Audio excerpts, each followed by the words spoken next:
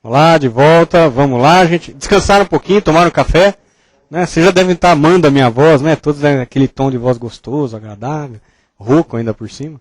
Né? Mas vamos lá, um pouquinho mais, gente. Mais uma horinha e a gente vai estar acabando o nosso programa. Tudo bem? Todo mundo de volta? Então vamos. Vamos falar um pouquinho sobre apendicite, que é um quadro específico de abdômen agudo. E eu vou aproveitar o momento que eu vou falar de apendicite, vou falar de alguns temas relacionados ao apêndice, que o pessoal raramente dá aula, até em faculdade, e que anda caindo, tá? E o pessoal roda nas questões por não conhecer. Então vamos junto.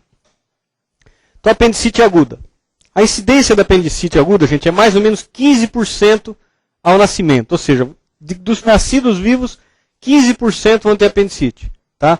Então você vê que, se Deus não era brasileiro, ele era amigo do cirurgião. Né? Quer dizer, apendicite e vesícula é o que salva hoje a vida, o dia a dia do gastro. Né? Quer dizer, tirando isso, é oncologia. Né? As outras doenças estão inventando tratamento clínico para tudo. Né? Quer dizer, ninguém opera mais úlcera, ninguém opera mais gastrite. Né? Quer dizer, isso é uma exceção hoje você operar as doenças pépticas. O tratamento clínico substituiu.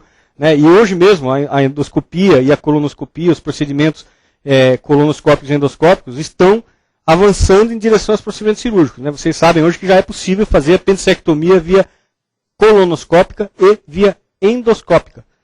Meio nojento, né? Tirar o apêndice. Hã? Pensou? Não, eu já vi. Foi meio feio assim, o dia que eu vi o cara demonstrando.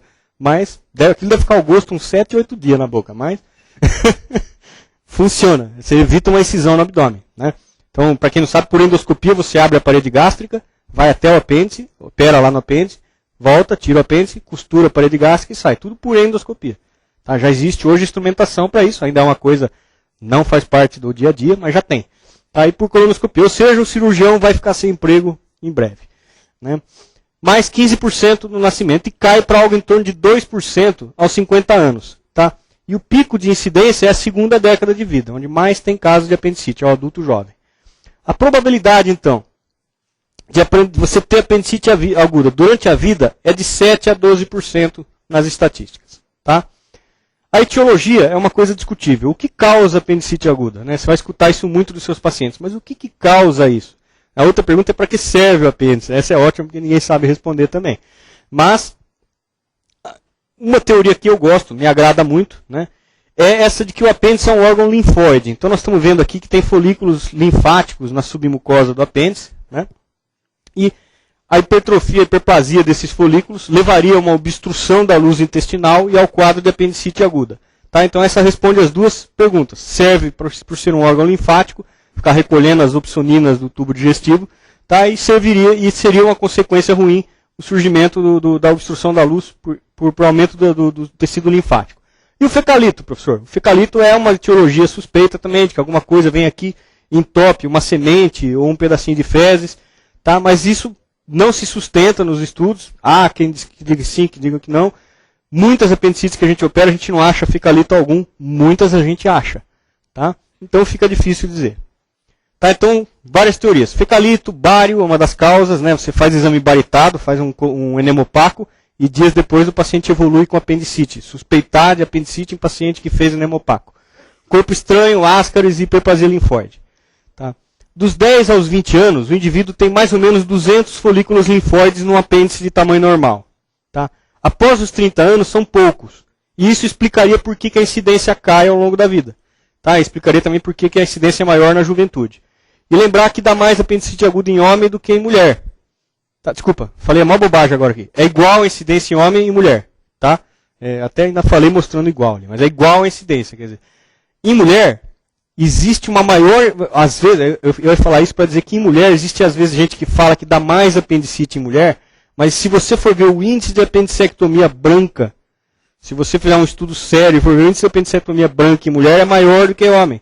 Tá? Porque é muito comum o cirurgião se confundir diante de um quadro pélvico, um quadro ginecológico, acaba indicando a cirurgia e às vezes constrangido de falar isso para o paciente, de falar isso para a família que operou e não era apendicite, ele tira o apêndice, tá? Até para dizer, vem o velho argumento de que essa nunca mais vai ter apendicite, né? Porque tirou o apêndice e nunca mais vai ter essa dúvida, né? E acaba super indicando. Quando você fazia incisão abdominal, né, para fazer, porque hoje eu falo assim porque eu não opero um apêndice aberto já há 4 anos, mas tem muita gente que opera ainda. Mas quando você fazia incisão, ainda justificava, porque o cara ia ficar com um taio aqui, um corte, e muitas vezes com o apêndice lá ia confundir médicos no futuro. Você vê numa UTI, tá o vozinho avessezado, você vê um corte lá, você já pensa de que não é apendicite. Mas também não é boa essa justificativa. Quando você leva estudos a sério mostrando vale a pena ou não tirar o apêndice branco, a tendência dos números é mostrar que não vale. Mas na prática, quase todo mundo tira. Tá? Quer dizer, se abriu por apendicite, você acaba tirando. Bom, a história clínica. Uma dor epigástrica meio incaracterística, às vezes migra para a fossilica direita, é o quadro clínico típico. Anorexia é um sintoma, isso caiu na prova. Qual o sintoma mais frequente da apendicite aguda? Claro que, pelo amor de Deus, não é todo mundo que está anorético que está com apendicite. Mas quase todas as pessoas com apendicite estão com anorexia. Então, na hora que você vai tirar a história ali, dá uma perguntada, como é que está o apetite? Você fala, estou morrendo de fome, e às vezes fala, porque tem uns tigres que quer ser operado até com quer comer um hambúrguer até com úlcera perfurada. Mas, se o paciente tiver falando, não, estou meio sem apetite, aumenta o índice de suspeição para isso aqui. Náusea, vômitos, febre, diarreia. Diarreia é uma coisa que confunde, né?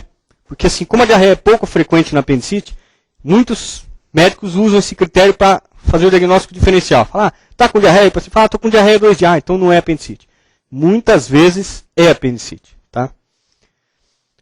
Bom, o raio-x simples do abdômen pode ajudar quando você enxerga o fecalito, mas isso é raro. Quando você vê gás na luz do apêndice, também é frequente. Quando você vê uma massa na região do seco, também é frequente. Distensão de alças do delgado no quadrante inferior direito, aquele bloqueio, isso é frequente. Escoliose para o lado da apendicite.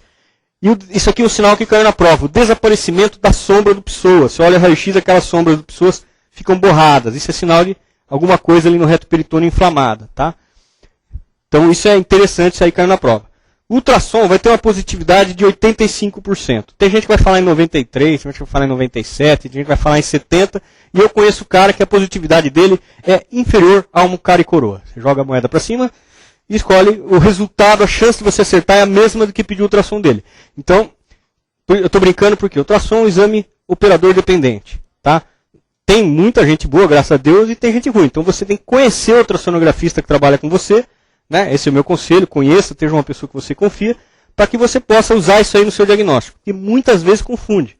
Tá? Eu lembro uma vez que chegou um colega, essa história me deixa chateado, até um colega médico, quer dizer, veio um paciente, um homem, jovem, com uma dor típica, quadro clínico típico, tudo isso aqui que eu vou falar na aula, apendicite. Eu falei pro cara, vamos operar, apendicite. Mas o senhor não vai fazer um ultrassom? Essa pergunta vocês vão escutar muito. Eu falei, eu faço ultrassom para tirar as minhas dúvidas. Quando eu não tenho dúvida de que eu preciso operar, eu não preciso de ultrassom. Tá? Expliquei isso para o colega, para a pessoa. Não ficaram convencidos. O senhor não vai pedir um ultrassom? E assim, ia atrasar a cirurgia, era um negócio desnecessário, chamar um colega à noite no hospital. Eu falei, eu não quero pedir, mas se vocês insistem. Aí, colega médico, oftalmologista, irmão do paciente, ligou para mim e falou, só deixo você operar se for com ultrassom.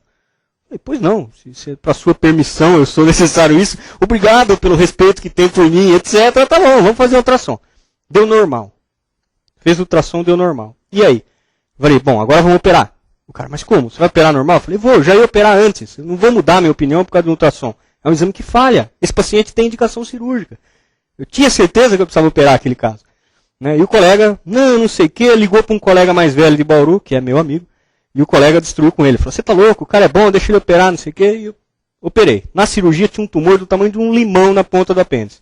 Era um tumor, não era uma apendicite aguda, mas o quadro clínico era peritonite com fossilica direita positiva, dor e cirurgia. Tá? Então chamei o colega na sala, que estava lá, eu falei, ó, aqui o seu ultrassom normal. Né? Não chamei o coitado do ultrassonografista, mas falei, para que serve um ultrassom? Quer dizer, o ultrassom serve para tirar dúvidas.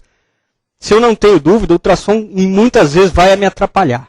Tá? Então, peça o ultrassom para te ajudar no raciocínio, mas não é ele que decide se você opera ou não doente. Quem decide é você, com todas as informações. O ultrassom é mais uma delas, mas você tem que ter em mente que existe uma margem de erro do exame. Qualquer exame é assim. Tá? Não quer dizer que eu nunca fiz apendicite branca. O índice aceitável é 20%. Tá? Quer dizer, você vai ter suas apendicites brancas, faz parte. Bom, o tratamento do apendicite é cirúrgico. Que pese que na Noruega saiu um trabalho grande de tratamento clínico da apendicite com antibióticos de largo espectro, etc. Isso, em medicina você pode publicar o que você quiser. Né? O problema é que não vai dar certo em muitos casos, né? Então, o tratamento cirúrgico tem um resultado melhor, nós vamos ver melhor. As complicações. Perfuração pode ocorrer em 10 a 20% dos casos, tá? E nos idosos e nas crianças aumenta o índice de perfuração. Criança porque muitas vezes você demora para indicar, e no idoso porque muitas vezes ele não relata e não tem os sintomas e sinais clínicos que te façam pensar em apendicite. Tá? E abscesso vai ter em 1 a 2% dos casos. Isso aqui é uma coisa legal, ó, cai na prova e todo mundo erra. Então atenção a isso aqui. Quem está dormindo acorda, chacoalha a cabeça, presta atenção aqui. Você que está em casa aí, olha aqui, computador aqui, ó. Oh, pronto. Isso aqui cai, ó. Você vai acertar e todo mundo vai errar. Piliflebite. Todo mundo já tinha ouvido falar aqui? Piliflebite é uma complicação pós-apendicectomia. O paciente operado de apendicectomia evolui no pós-operatório alguns dias depois com icterícia, febre e calafrios. Essa tríade, icterícia, febre e calafrios no pós-operatório de apendicite. Tá? Piliflebite é uma infecção das veias, né, hepáticas causadas da veia porta após uma cirurgia de apendicectomia. Tá? Complicações ginecológicas podem ocorrer, perfuração do apêndice geralmente ocorre na borda antimesentérica. Tá?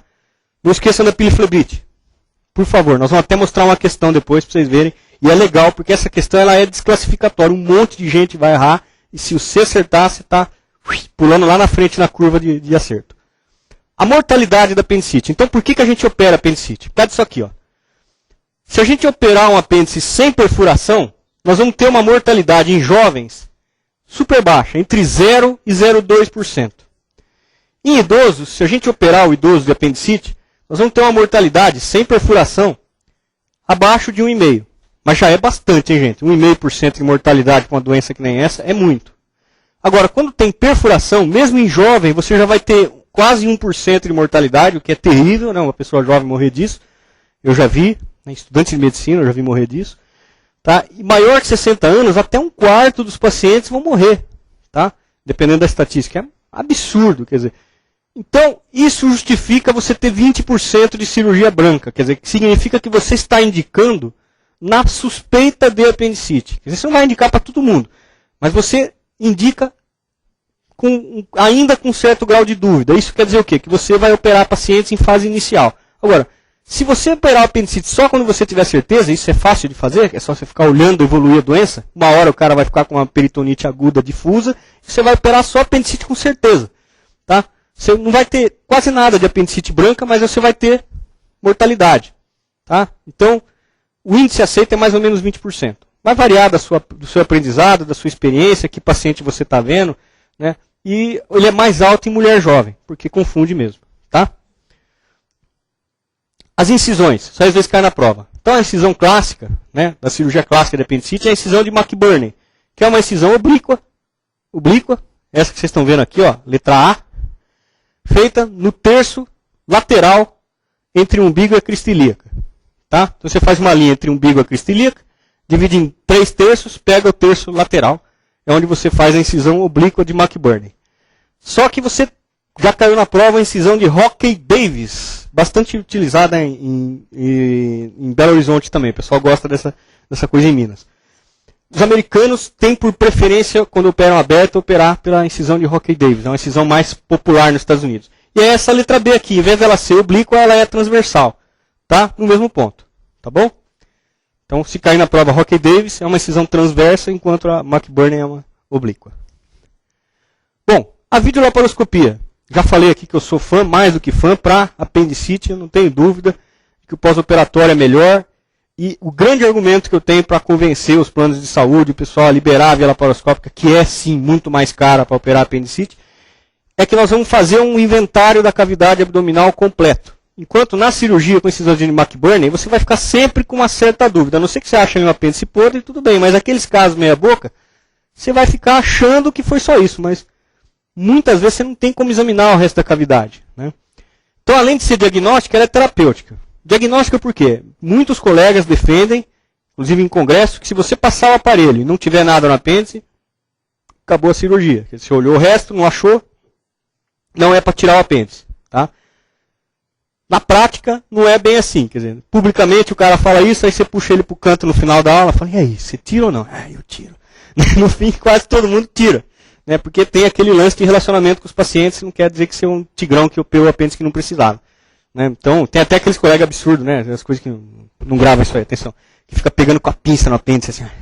Apêndice branco, cara, já vi colega fazer isso. Fica apertando com a pinça o apêndice. Aí fala, espera um pouquinho, vamos dar uma galinhada, que é pra inflamar o apêndice na cirurgia, né? Absurdo. Mas o bom patologista vai, claro, dizer que não é nada disso.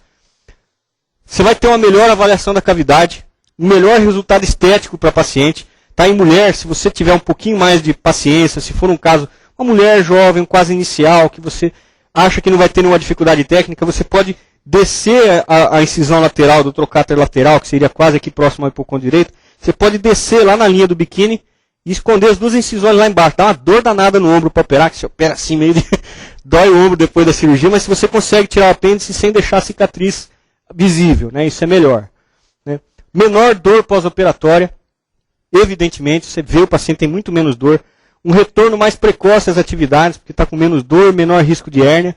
Menor tempo operatório, isso depois que você pega habilidade, o tempo operatório é menor. O tempo peri-operatório, quer dizer, entrar na sala, fazer anestesia, montar o material é maior. Você tem que montar toda aquela parafernália. Mas o tempo de anestesia, o tempo de ato cirúrgico é menor. Tá? Depois que você pegar a manha, é super rápido. Menor tempo de internação, tá? Isso assim se demonstrou verdade em adultos, em crianças não. Mas assim, é verdade, quer dizer, eu opero apendicite, se você quiser dar alta no mesmo dia, dá. O brasileiro não gosta muito disso, eu geralmente dou alta no dia seguinte. Tá? Mas dá para dar alta precoce para esses pacientes. Isso aqui é uma coisa muito evidente, quer dizer, isso aí cai na prova. A incisão aberta convencional de McBurney tem um índice de infecção da parede de pele de 20%. E cada 10, 2 vão ter infecção de parede, você vai ter que abrir, vai ficar aquele queloide lindo, vai ficar aquela vazando pus ali. Enquanto na via laparoscópica até tem um índice semelhante, porque você tira o apêndice pela essa incisãozinha do hipocôndrio direito. Mesmo se você tomar cuidado, usar um trocáter, colocar um bag e fizer direitinho, vai ter pouco. Mas se você for tigrão, que nem às vezes o cara tira o apêndice aos pedaços, arrancando um trocáter ali que não entrou direito, vai dar. Só que se der, é num cortinho de menos de 1 centímetro, também vai ficar uma cicatriz mais discreta, tá? E não vai ter o problema do cara ficar com aquela infecção. Bom, fases da apendicite. Você vai ter apendicite hiperêmica, tá? Que é aquela que está intraluminal, apendicite mucosa ainda. Edematosa, quando o apêndice está inchadão, brancão. A gente fala que é branco de vergonha, mas ele já está inchado. Tá? Fibrinosa, quando já tem fibrina na serosa. Flegmonosa, quando tem coleção purulenta no lúmen do apêndice. No lúmen. Cuidado para não errar na prova. Caiu isso aí, muita gente achava que era coleção purulenta em volta. Não. A flegmonosa é um flegmão, está cheio de pus dentro do apêndice. E a gangrenosa, que essa sim tem pus para fora, que é quando tem gangrena do apêndice. Trombose venosa, isquemia da borda antimesentérica do apêndice. Bom, isso aqui não é apendicite aguda. São outras coisas que dão no apêndice que confundem com apendicite aguda. Tá? E que andou caindo na prova. Mucocele. Mucocele é muco anormal na luz do apêndice. Tá? É mais frequente em mulheres. Se for uma mucocele cística, pode ser um tal do cistoadenoma, tá? Que a apendicectomia cura essa doença. Se você tirou o apêndice, sarou. Mas pode ser o cistoadenocarcinoma, tá? Se você romper esse apêndice na hora de operar, você pode liberar na cavidade peritoneal células pseudomixematosas. Isso aí vira o pseudomixoma peritoneal, que é uma doença de difícil tratamento com alto índice de recidiva local. Vai voltando o tumor você tira, né, e opera várias vezes. Tá? Pode evoluir até com ascite mucinosa. Então o prognóstico é ruim se ocorrer a perfuração. Então é o seguinte, se você suspeita disso, se a sua suspeita é mucocele no pré-operatório, você tem lá um ultrassom que deixou meio na dúvida, o quadro clínico meio arrastado, não é aquela história típica, a tomografia que você pode pedir se você está suspeitando corrobora com o seu diagnóstico, a via aberta está indicada. Tá? Você deve fazer uma cirurgia aberta, com margem, proteger com compressas e fazer tudo para tirar essa peça em bloco sem perfurar o apêndice. Tá? Então deve-se evitar a perfuração e a via convencional é preferencial. Tá? Caiu isso na prova, que é indicação formal de apendicectomia convencional, mucocele. Tá?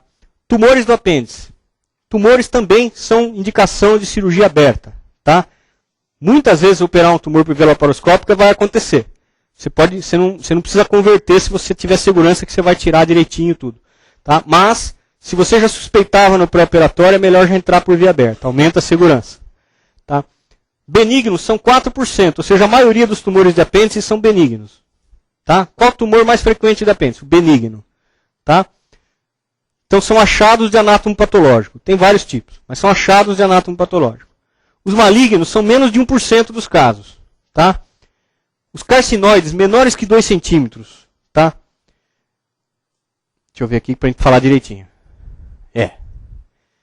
Os carcinoides menores que 2 centímetros, que não invadem o meso, isso aqui está errado. Os carcinoides menores que 2 centímetros, que não estiverem invadindo o meso do apêndice, ou seja, você tirou, porque isso aqui dificilmente você vai fazer esse diagnóstico intraoperatório. Você tirou, mandou para o patologista, ele manda o seguinte relatório. Tumor carcinoide de apêndice menor que 2 centímetros, não invasivo, não invadindo o meso. Você vai deixar esse cara como está e fazer segmento dele, porque ele está teoricamente curado. Se for maior que 2 centímetros, ou se tiver invasão do meso, você tem que reoperar o doente e fazer uma colectomia direita oncológica, com ressecção do cólon e ligadura dos vasos na base do meso.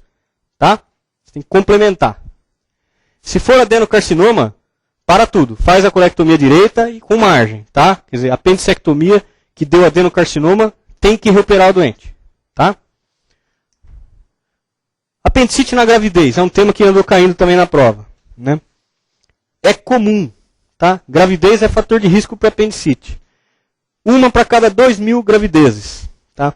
Indicação mais comum de laparotomia na gravidez é apendicite. Cirurgia de urgência na gravidez. E a localização do apêndice na grávida muda muito de lugar, porque o útero vai deslocando o apêndice nas diversas fases da evolução. Né? Isso aqui, apesar de ser controverso em algumas escolas, não há mais dúvida. Se você vê as publicações, se for na Cochrane, fizer um levantamento de medicina baseada em evidências, jogar lá no gráficozinho, se for olhar a posição da Sociedade Americana de Ginecologia, Sociedade Americana de Cirurgia Digestiva, a laparoscopia precoce melhora o prognóstico fetal. Por que a laparoscopia precoce? Se você fizer a cirurgia aberta, tem grande chance de você não achar o apêndice, porque o lugar dele muda. A não ser que você faça um TAI enorme da barriga, o que vai prejudicar o prognóstico, né, você entrar por via laparoscópica com os devidos cuidados, né, é mais seguro porque você vai achar o apêndice onde ele estiver. Tá? Mais que isso, a laparoscopia é um procedimento pouco invasivo para a gravidez, tá? Se você tiver na suspeita de uma apendicite. Você não vai fazer em todo mundo, mas você acha que é apendicite? Passa o aparelho precocemente. Se você esperar você ter certeza que é apendicite, a peritonite vai causar mais óbito fetal do que a sua anestesia geral e a cirurgia. Entendeu? Então é melhor você operar antes que isso aconteça. Tá? Então lembrar que as complicações maternas e fetais são elevadas após a perfuração do apêndice. Então se você quer causar benefício, você tem que operar precocemente.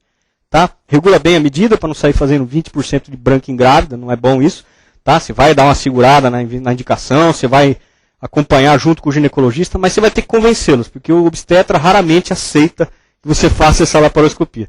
Dá um trabalho danado. Eu demorei mais de 1 ano para convencer os meus colegas a aceitar. Depois eles começaram a ver a diferença de resultado. Então vamos lá. Questões. Tudo bem? Depois acaba. Ó. Vai todo mundo para casa mais cedo. Um vai passear. Balada hoje à noite. Né? Cuidado, local fechado, cheio de gente. Né? Se você quiser dançar à vontade, já fiz a piada, faça de novo. Começa a tossir, o pessoal fica longe. Dá espaço para você dançar. Paciente de 65 anos sem antecedentes mórbidos relevantes, a não ser uma esterectomia prévia, há 5 anos. Procura o serviço com quadro de dor periumbilical em cólica que apareceu há 3 dias. Então não é uma dor súbita, é uma dor tipo cólica. Acompanhada de náusea, vômito, parada de eliminação de gases e fezes, distensão abdominal. O que nós estamos falando aqui? Isso aqui é um quadro abdômen agudo obstrutivo. Né? Esse é o assunto da questão. O diagnóstico mais provável, né, e o exame mais útil são... O diagnóstico mais provável é pancreatite aguda? Não. O exame mais útil para essa paciente seria um ultrassom? Também acho que não. Vamos ver os outros exemplos. É uma obstrução intestinal por brida? Provavelmente. Ela tem cirurgia prévia, é a principal causa de obstrução intestinal em adulto. Uma radiografia simples do abdômen seria o exame mais útil para a gente indicar logo a cirurgia nessa paciente. Então eu gostaria dessa alternativa. Vamos ver as outras. É um volvo de sigmoide? Pode ser. Mas colonoscopia é o exame que a gente precisa para saber o que fazer nesse caso? Não. Mas se fosse um volvo, a colonoscopia poderia resolvê-lo. Tá? Você pode tentar, antes de indicar uma cirurgia num volvo, tentar descomprimir por retrosigmoidoscopia flexível ou colonoscopia. Uma hernia estrangulada? Pode ser. Tá? É uma das causas de obstrução intestinal, mas não é a mais frequente. trânsito intestinal, o exame que você faria aqui, não, vai dar contraste para o paciente, ficar fazendo um monte de chapa, não é isso. Fecaloma, pode ser. Enema opaco, não é o exame que você vai fazer para confirmar ou tratar o fecaloma, tá? Paciente de 50 anos vem evoluindo a 24 horas com dor em cólica em abdômen superior, náuseas, vômitos, distensão abdominal e parada de eliminação de gases e fezes. Até aí um abdômen agudo obstrutivo. Os vômitos lhe aliviam a dor. Constatou-se aumento dos ruídos hidroaéreos. O mais provável diagnóstico é pancreatite aguda? Mais ou menos. Abdômen agudo obstrutivo? Acabou. Não tem muita dúvida aí. A questão é mais boba do que parece, certo? Não tenha dúvida de marcar o obstrutivo aí. Tá, mas se falou em vômitos que aliviam a dor, pensar em obstrução intestinal alta, certo? Mas no caso eles não estão perguntando sobre isso não. Assinar a opção que determina a conduta mais importante no diagnóstico da apendicite aguda. Então, o que disso daí vai te dar mais certeza se esse paciente tem ou não apendicite aguda? É o VHS? Ou é o DVD? Não, não é isso. Você nem sabe o que é VHS, não é da geração de vocês. Né? Não é o VHS, se bem que o VHS é útil, a prova de atividade inflamatória que você vai fazer, ajuda no diagnóstico, principalmente em criança, tá? Mas é a primeira coisa que o clínico vem me mostrar quando eu vou ver um apendicite no pronto-socorro é o VHS. É a última coisa que eu quero ver. A primeira coisa que eu quero ver está aqui em cima. Leucograma, ultrassom, tomografia, tudo isso é para tirar a sua dúvida. Quem faz diagnóstico de apendicite é a sua mão. É diagnóstico clínico, história e exame físico, tá bom? Paciente de 70 anos, cardiopata, procura o pronto-socorro com queixa de dor abdominal difusa de início abrupto. Então, dor aguda. Há cerca de 3 horas. A dor é contínua, com períodos de piora, e é possível obter uma localização precisa, embora pareça... É impossível obter uma localização que está difuso. Embora pareça doer mais no epigastro e na região periumbilical. O exame físico revela uma pessoa ansiosa e inquieta. O pulso é taquicárdico e a pressão arterial é normal. Queixa-se de muita dor abdominal. O abdômen é moderadamente distendido, mas flácido. Os ruídos hidroaéreos estão presentes e até um pouco aumentados. O que nós temos aí? Uma incompatibilidade entre a dor e o exame físico, certo? Quer dizer, era para estar pior pelo grau de dor. Então aí nós temos que pensar naqueles diagnósticos que eu falei. Pancreatite, trombose mesentérica, vamos pensar em coisas que o exame físico não é compatível com a dor. Então o diagnóstico mais provável é uma apendicite inicial? Pouco provável, mas pode ser. É uma úlcera perfurada? Pode ser, dor de início súbito, mas não é o quadro típico. Uma pielonefrite? Pode ser também, ou seja, pode ser tudo. Mas se eu tiver que escolher aqui, eu vou ficar entre essas duas aqui, isquemia mesentérica e pancreatite aguda.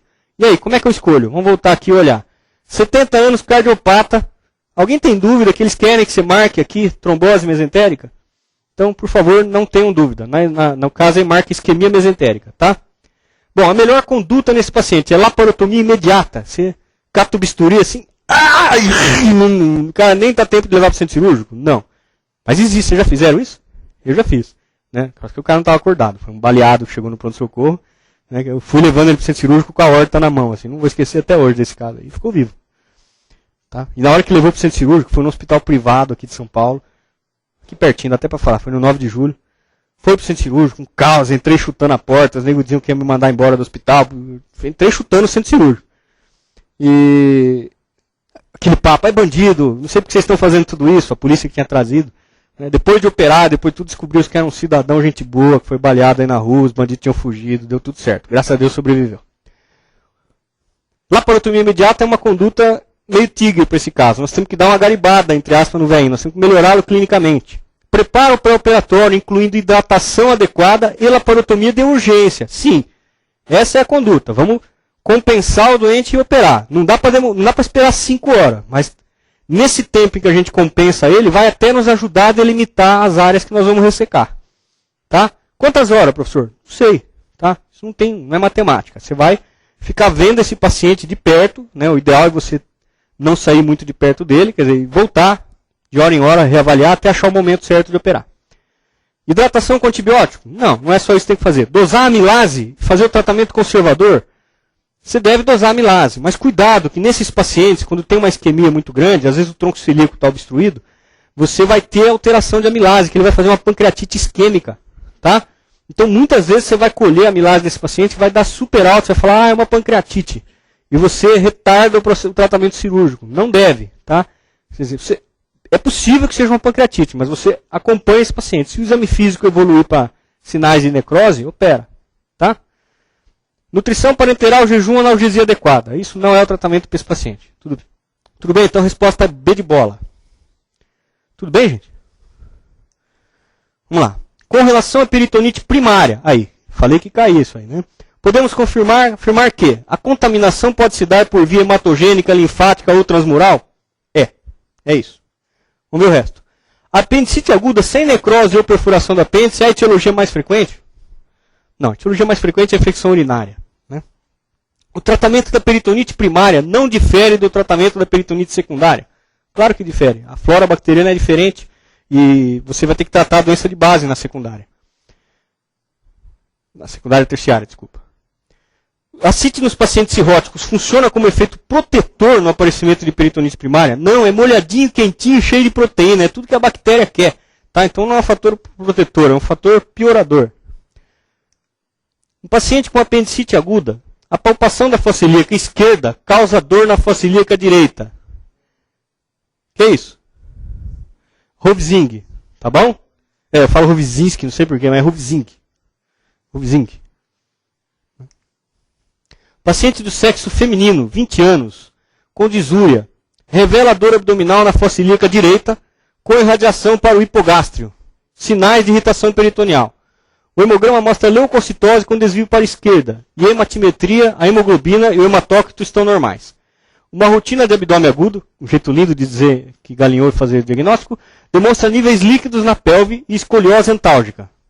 A ultrassonografia evidencia coleção heterogênea em relação ao teto da bexiga e alças distendidas adjacentes paréticas, contendo líquido em seu interior. A hipótese mais provável é uma doença policística ovariana? É uma endometriose? É uma urolitise? É uma prinhese ectópica rota? Boa opção, mas não é a mais provável. A mais provável aqui é apendicite. Faltou o que aqui para eu pensar em prinhese ectópica? Instabilidade hemodinâmica, choque, qualquer coisa que me faça pensar em hemograma normal. E faltou alguma coisa para pensar em hemorragia aqui. Então o assunto aqui é apendicite. Resposta certa, C. Uma mulher de 35 anos com desconforto epigástrico de longa data. Relacionado ao estresse. Apresenta, então, uma pessoa estressada jovem. Já viram alguma mulher de 35 anos que não esteja estressada? Tô brincando, é piada. Ah, sim. Vou falar sobre esse negócio aqui daqui a pouquinho. Sim, vou falar também. Não entendi essa aqui, mas depois vou tentar responder. Eu falo no final.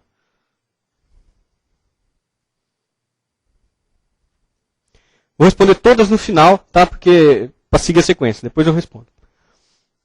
Então, mulher de 35 anos com desconforto epigástrico de longa data relacionado ao estresse. Apresenta subitamente forte dor no epigástrico e no ombro esquerdo. Ao exame, o abdômen é rígido. Tem descompressão brusca positiva. A respeito do diagnóstico, podemos dizer, gente, isso é um infarto. O clínico pode pensar no infarto aqui, mas tem coisas aqui para te dizer que esse não é o assunto da questão. Abdômen agudo, quer dizer, a pessoa está com o abdômen rígido com DB positivo. Abdômen rígido com DB positivo é igual a peritonite, indicação de cirurgia. Certo? Então, vamos pensar aqui o que dá uma dor súbita, que dá dor no braço. Como é que vocês explicam essa dor no braço? É por acometimento do diafragma, certo? Então vamos pensar aqui. Deve ser feito estudo contrastado do estômago. Vamos dar bário para ela. Olha lá, com contraste baritado. Não, eu estou pensando seriamente em úlcera perfurada, não sei vocês. Tá, então, não daria bário. O diagnóstico muito provável será feito por radiografia simples de abdômen. Um raio-x simples aí deve mostrar o pneumo peritônio e você parte para a cirurgia. Deve ser feita uma lavagem peritoneal diagnóstica. Veja bem, lavagem peritoneal diagnóstica é uma coisa muito útil no trauma, por ser um exame altamente sensível e muito pouco específico. Certo? Ou seja, serve para ver se tem sangue na barriga. Né? Agora, para dar diagnóstico de onde não presta. O paciente deve receber omeprazol, infusão contínua em alta dose. Em alguns países, essa é a conduta inicial. Tá? Em alguns países, essa é a conduta inicial. Só que, cuidado, pode ser uma úlcera já perfurada. Na prática clínica, eu ia fazer um raio-x e se não tivesse pneumo peritônio, eu ia começar assim. Tá? Mas não é isso que o examinador quer aqui. Cerca de 20% dos pacientes com neoplasia gástrica apresentam os primeiros sintomas apenas quando ocorre perfuração. Não é verdade. Tá? Eles vão ter o sintoma da perfuração na neoplasia gástrica, ele é raro. Você vai ter sintomas de hemorragia mais precoce. Dor, hemorragia e obstrução. A perfuração é menos frequente. Tá? Então a resposta certa aqui é: o diagnóstico deverá ser feito por raio-x simples de abdômen. Tá? Senhora de 58 anos com antecedente de obstipação intestinal. Chega ao pronto-socorro com queixa de dor e distensão abdominal. Diz não evacuar há 2 semanas. Está em estado regular geral, emagrecida, desidratada e um pouco dispineica. O abdômen está distendido e é difusamente doloroso e tem ruídos hidroaéreos. Apesar da distensão abdominal, a descompressão brusca é negativa. O que ele está contando aqui? Que não tem necrose de alça. Tá? A radiografia do abdômen da paciente está ilustrada na figura a seguir. Eu sei que está difícil aí, né? Mas dá para perceber que aqui tem um monte de fezes. Isso aqui é o cólon. Ó. O cólon aqui, cheio de fezes. Então nós estamos diante de um fecaloma. Tá? Melhor conduta na urgência definitiva. Bom, na urgência, é lavagem intestinal e em definitiva é o tratamento cirúrgico. Gostei dessa, vamos ver melhor. A melhor conduta na urgência é a cirurgia? Não. Dá tempo de eu tentar resolver esse fecaloma na urgência. Com tratamento clínico. Lavagem, clister, soro. Se evoluir para peritonite, eu tenho que operar. Dieta rica em fibra. É isso que eu tenho que fazer para ela no pós-operatório. Né? Vamos supor que... Esquece isso aqui. No longo prazo, se ela sair disso aí clinicamente, eu vou mandar ela comer verdura e albran. É isso? Não, gente. Quando o cólon já está nesse grau de dilatação, dieta com fibra vai piorar a chance dela fazer outro fecaloma. Essa é aquela paciente que você vai sim usar um irritativo, se você não operar ela depois, e você vai usar, pode usar lactulona, você pode usar óleo mineral, tá? Mas a fibra aqui já era, a fibra é para prevenir isso, tá? Não para, depois que isso já aconteceu, já era. Bom, cirurgia não é, fármacos antiparasitários, vamos dar um Eumibem para ela, não. Fármacos laxativos é a melhor conduta aqui, quer dizer, a mulher chega quase explodindo, aí você pega e dá manitol para ela, é isso? E aí você vai levar ela na UTI com aspiração de conteúdo fecalóide, ela vai morrer de pneumonia. Não é isso, tá? Você vai usar os fármacos laxativos depois. Dieta rica em fibra, não. Cirurgia é o que eu faço de cara e daí eu faço quimioterapia. Bom, se alguém achou que isso aqui era câncer, né? Pode ser assim, mas não é não. Então, a melhor conduta inicial é lavagem intestinal. Eu vou tirar essa senhora desse quadro. O tratamento definitivo provavelmente será cirúrgico. Olha o grau de dilatação desse cólon. Tá? Então, dificilmente isso daí vai se reverter clinicamente. Em alguns casos, sim, você vai conseguir segurar. Às vezes é uma vozinha cheia de comorbidades. Mas veja bem, 58 anos, sem nada aí que me faça achar que não vai dar para operar. Então, é provável que a gente tenha que operar essa paciente, tá? No futuro. Paciente de 70 anos, procura o pronto-socorro com queixa de dor abdominal muito intensa, difusa, contínua, associada a distensão abdominal e náusea. Não vomitou. A última evacuação tinha coloração escurecida. Ó a dica. Diz ter apresentado várias crises de dor semelhante, mas não tão intensa, e sempre após as refeições. As crises cessavam espontaneamente. Tá? O que é isso que ele está falando aí? 2 coisas dão isso. Pedra na vesícula e claudicação intestinal.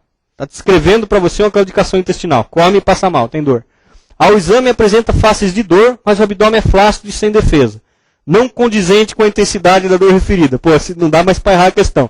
Né? Os ruídos hidroaéreos estão presentes e até um pouco aumentados, embora o timbre não seja metálico.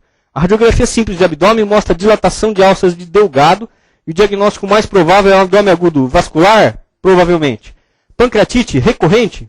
Pouco provável, mas é possível. Tá? Pancreatite crônica dá crise de repetição de dor.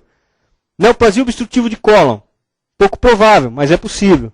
Gastroenterocolite grave? Pouco provável, mas possível. Aneurisma dissecante da aorta? Pouco provável, mas possível. Mas, pelo quadro aqui, parece que o cara quer que você marque desesperadamente que o cara está com uma trombose mesentérica. Tá? Paciente com quadro de febre, calafrios, hepatomegalia e icterícia, que se apresenta após perfuração do apêndice. Qual a principal hipótese? Piliflebite, que é a tromboflebite da veia porta. Não errem. Essa foi o jeito mais baba que já caiu, mas já caiu de jeito mais complicado. Tá? Às vezes põe um mês depois, daí você se confunde. Tá bom? A respeito da avaliação diagnóstica do abdômen agudo, marque a alternativa verdadeira. Vamos de baixo para cima. A laparoscopia, videolaparoscopia, não pode ser usada em gestante. Não é verdade. Tá? Então era uma contraindicação relativa e em alguns casos está indicado. A videolaparoscopia não apresenta utilidade para diagnóstico do abdômen agudo. Bobagem. Cálculos renais, na sua maioria, não são radiopacos. Bom, não é assunto da aula, mas 85% dos cálculos renais são radiopacos, são feitos de oxalato de cálcio. Né?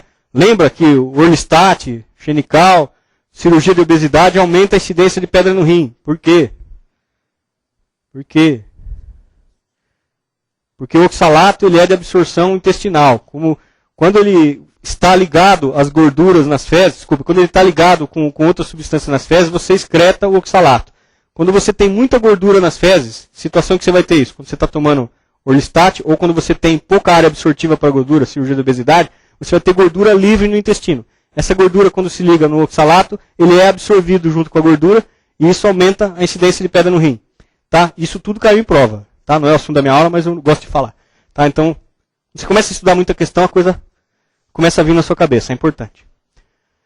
Mas não é verdade, a maioria são radiopacos. O ultrassom e a tomografia possuem pouca utilidade no abdômen agudo. Também não é verdade, eles têm a sua utilidade, tá? Mas eles não suplementam o exame físico. O raio-x do abdômen pode detectar pneumoperitônio de até 1 ml, é verdade. Tá? Principalmente em decúbito lateral, bem feito, com boa técnica, você vai ver uma linhazinha de ar na reflexão do peritônio.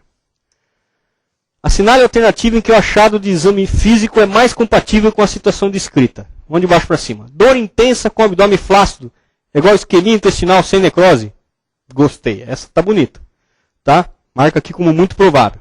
Ruídos hidroaéreos de timbre metálico estão associados à perfuração intestinal por citomegalovírus? Não, timbre metálico está associado à obstrução intestinal.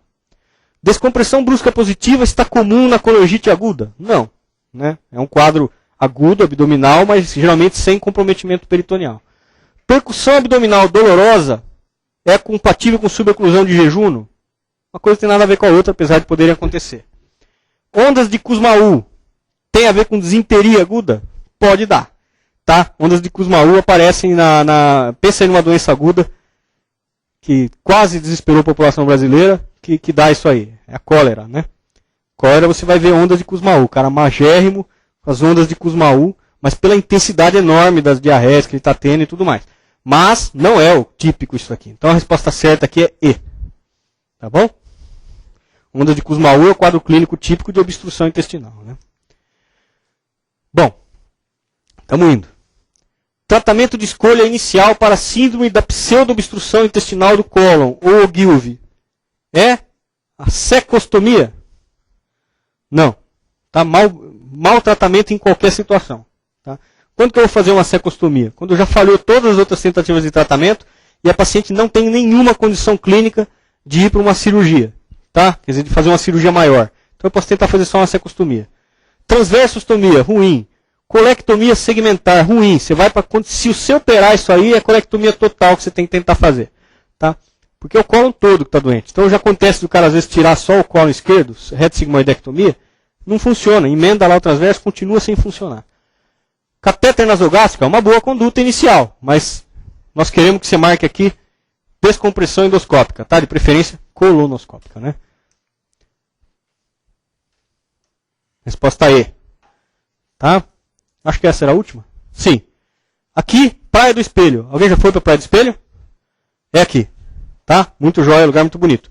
Antes, quem quiser ir pode ir, mas antes eu vou responder as perguntas que vieram por e-mail. Algumas são interessantes. Rodinei. O senhor poderia falar sobre a diferença entre Mallory-Weiss e Boerhaave? Eu ia falar, tá? No intervalo percebi que eu acabei não falando porque eu tive uma crise de riso. E eu já ia falar, mas que bom que você me lembrou para não esquecer. Boerhaave, gente, é perfuração do esôfago. Todas as camadas do esôfago se romperam. O cara vai evoluir com pneumomediastino, vai vazar saliva e se tiver refluxo, conteúdo gástrico para a cavidade. Então, furou de vez. Mallory-Weiss não fura todas as camadas, apenas rasga a mucosa. Tá? Então, o quadro típico do Mallory-Weiss é um sangramento após vômitos. Tá? Então é um paciente que teve vômitos incoercíveis, ou até as coisas engraçadas que eu falei, mas que evolui com um quadro de hemorragia digestiva depois, sem sinais de perfuração abdominal. Tá? Então Mallory-Weiss é um diagnóstico endoscópico. Tá bom? Tá bem respondido, né, Rodinei? Se você mandar um e-mail de novo para mim, se você não estiver convencido, eu te mando fotos das duas para você ver. Doutor, em nosso meio, Rodinei de novo, em nosso meio, o fecaloma associado ao megacolon chagásico não deveria estar entre os diagnósticos diferenciais do abdômen agudo obstrutivo? Está, Rodinei, tá? Eu só não citei aqui como muito importante aqui, principalmente aqui no sul a gente vê menos, ainda vê bastante, tá? Mas é uma das causas do abdômen agudo obstrutivo. Se você for em zona rural de algumas regiões do Brasil de alta endemia da doença de Chagas, pode até ser o mais frequente, mas não é o frequente para a gente falar a nível de Brasil, tá? Bom, a conduta inicial sempre é clínica, sempre tentar passar uma sonda nasogástrica, fazer lavagem, clister, distorcer por via colonoscópica se tiver torcido, tá? E você vai sim fazer a cirurgia para o tratamento definitivo desses pacientes. Depois que já dilatou tanto, a ponto de fazer um fecaloma ou um volvo, o risco disso aí se repetir e evoluir para uma necrose é muito grande. Então você prepara o seu paciente direitinho, eletivamente, para submeter a uma cirurgia. Que cirurgia? Tá? É um pouco controverso esse tema. Tá? Aqui em São Paulo, eu não posso falar muito sobre as técnicas fora do estado de São Paulo, porque isso é discutível um pouco. Né? Aqui em São Paulo, no HC, a doutora Angelita, que por muito tempo foi a titular do serviço, e é muito famosa no mundo todo, reconhecida, ela advoga a cirurgia de colectomia subtotal, onde você faz uma reto-sigmoidectomia, né, e você faz uma anastomose do cólon descendente na área não dilatada dele, na parede posterior do reto. Eu teria que talvez desenhar aqui para vocês entenderem. Né? Aqui está o reto, né, você faz como se fosse um Hartmann, você fecha o reto, e você vai fazer uma anastomose posterior. Tá? Então aqui estaria a pelve, né, a pubis, né? Então você faz uma anastomose posterior, você traz o cólon aqui atrás, faz uma anastomose término lateral posterior, tá? Muito pessoal mais para o norte gosta de fazer uma anastomose término terminal, mas tem escolas que já fazem essa técnica aqui, ela tem se divulgado bastante, tá? A vantagem dessa técnica posterior, entre aspas, é que ela daria menos recidiva da doença, tá? Há lugares que advogam a colectomia total de cara nesses pacientes, tá? Tem vantagens, tem desvantagens também, tá bom? Mas isso não é uma coisa que eu acho que vai cair em prova, pelo menos eu não vi. Se você tiver questões perguntando isso, por favor, mande para mim, vou ter o maior prazer de comentar e espalhar para os outros por e-mail. Tá bom? Daniele, no caso da streptokinase, ela tem que ser monitorada igual ao IAM? Então, veja bem, a gente não vai usar a streptokinase quando a gente for operar o paciente. Agora, tragicamente, alguns pacientes que tomaram streptokinase vão precisar de uma cirurgia abdominal, de uma cirurgia. Nesses pacientes, a gente vai tentar reverter o efeito, mas substituir por outros tipos de anticoagulação. Tá? Agora, nós não vamos ficar monitorando, não. Tá bom? Agora, se for submetido a uma cirurgia cardíaca, aí sim eles monitoram. Mas aí, realmente, eu não sei os critérios, eu precisaria estudar e dar uma olhadinha. Se você tiver uma questão sobre isso, manda para mim. Tá? Fábio Teixeira, Mato Grosso. Na hernia inguinal estrangulada, a incisão é inguinal ou laparotomia exploradora? Boa pergunta, Fábio.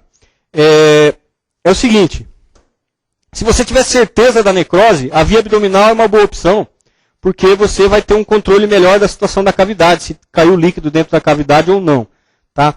Se você não tiver certeza, você vai pela via inguinal. Se você achar uma alça necrótica ali, muitas vezes, com um pouquinho de cuidado, dissecando, você puxa para fora segmento de intestino doente, e você consegue fazer até anastomose ali, eu já fiz com um grampeador, já enfiei para dentro, tá? Mas o que prejudica ali? Você não enxergar dentro da cavidade, por isso que você tem que estar seguro de que o que está necrótico está para fora. Então é só ir puxando o intestino. Agora, em algumas situações, na hora que anestesia o cidadão, por um azar danado, ou porque, pior do que botar a culpa no anestesista, às vezes o tigre do próprio cirurgião, que não queria operar o vozinho, empurra para dentro a hérnia e o cara evolui com piora do estado geral, peritonite aguda, né? Esses pacientes aí, é melhor entrar já direto por via abdominal, tá? Porque você vai ter, principalmente se você vê que a hérnia entrou sozinha e o paciente tem sinais de que a hérnia foi estrangulada e que está com necrose. Aí é melhor a via abdominal, porque você vai ter que limpar a cavidade, vai ter que procurar lá dentro. Tá? Mas se você tiver uma hérnia que você não tem a certeza ainda, e o paciente está bem clinicamente, que não tem sinais de comprometimento abdominal, pode ir por via inguinal, que muitas vezes você resolve por ali mesmo, evitando outra incisão. Tá? E aí fica um problema. Pô, o cara está com peritonite e eu vou ter que operá-lo, né? E eu decido abrir por via abdominal e a hérnia está reduzida espontaneamente. Tá? Aí você abriu pelo abdômen, abre ou não a região inguinal para corrigir a hérnia. Você não perguntou, mas essa dúvida também aparece. Tá? Veja bem, o índice de infecção da hérnia vai ser muito alto se você operar com uma alça perfurada intestinal dentro da barriga. Tá? Então o que você pode fazer nesses casos é dar uns pontos internamente no orifício da hérnia, fechando ali o peritônio, para você, veja bem, ganhar um tempo e depois, se esse paciente se recuperar da peritonite e tudo, você opera a hérnia. Né? Se for uma hérnia pequena e você achar que você consegue resolver na hora, você pode tentar, mas com alto índice de infecção. Lembrar que uma alça necrosou e apodreceu ali dentro, vazou às vezes conteúdo intestinal, daí ela murchou e voltou para dentro da cavidade. Então, tela ali, nem pensar, você não vai poder pôr tela. Tá? Então, muitas vezes, se operar por via abdominal, esperar o quadro clínico se reverter, dá uns pontinhos, porque senão no seu pós-operatório a tripa decide entrar de novo ali, você está frito. Tá? Dá uns pontinhos, fecha o peritônio. E assim que o cara sair do quadro agudo, melhorar da infecção, tiver alta, você já programa o mais rápido possível a cirurgia definitiva por via de inguinotomia. Ok? Respondido? Então, o meu e-mail está à disposição para qualquer pergunta dessa área. Por favor, usem. Tá certo? Tchau, gente. Muito obrigado. Viu?